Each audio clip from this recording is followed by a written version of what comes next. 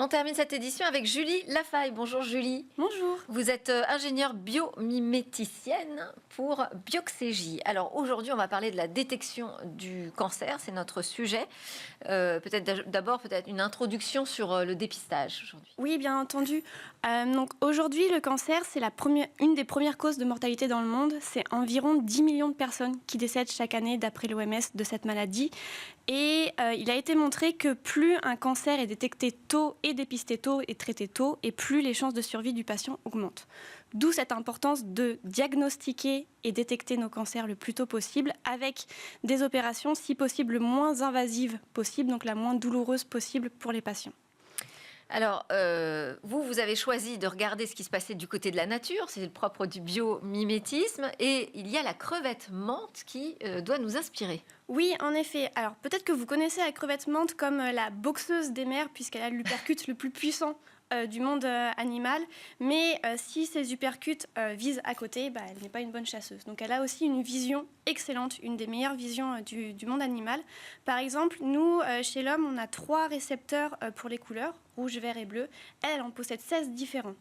Notamment pour pouvoir détecter la polarisation de la lumière. Donc quand la lumière se réfléchit sur l'eau, elle est renvoyée avec des ondes différentes.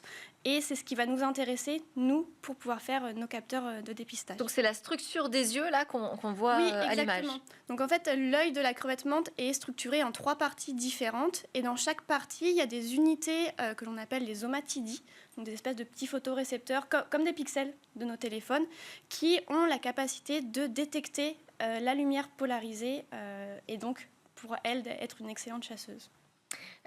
Donc il y a cette inspiration de la nature qui permet de produire des nouvelles technologies. Il y a le développement en ce moment d'un capteur à lumière polarisée qui est inspiré des yeux de la crevette menthe. C'est ça, exactement. Ce capteur, en fait, pourquoi il est intéressant pour les cellules cancéreuses et le dépistage? Parce que les cellules cancéreuses sont légèrement différentes des cellules saines et vont renvoyer une lumière polarisée différente.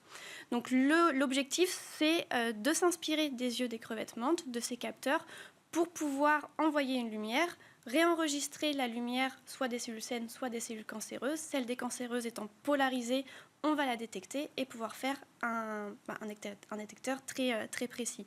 Alors là, qu'est-ce qu'on voit à l'image? Alors, à l'image, ce que l'on voit, c'est donc tout en bleu en bleu foncé, c'est la cellule cancéreuse. Ouais. Et au côté plutôt rouge et jaune, c'est plutôt la cellule saine. Donc on arrive à faire la différence grâce à ces capteurs entre la cellule saine et la cellule cancéreuse. Et l'image de gauche? L'image de gauche, c'est à l'œil nu, faire une distinction entre ces 2 cellules qui est un peu plus particulière, un peu plus compliquée. Alors ici, les contrastes ont été augmentés, donc on peut les voir. Donc ça ne semble pas si difficile, mais en fait, aujourd'hui, à l'œil nu...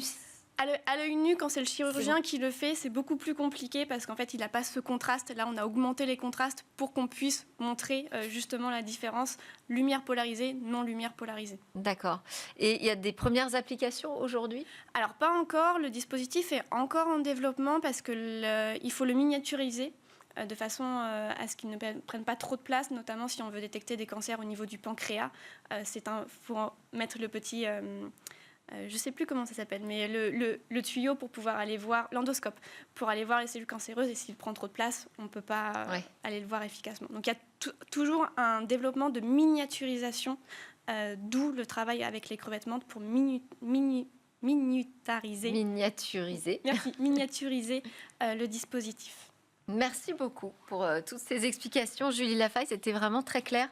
Je rappelle que vous êtes ingénieure biomiméticienne chez Bioxégie et donc on a regardé avec vous comment on pouvait faire progresser cette détection des cancers grâce au biomimétisme. Merci à tous de nous suivre, c'était Smart Tech, votre émission qui parle de tout le secteur du numérique, toute la tech. On se retrouve très bientôt sur la chaîne Be Smart for Change.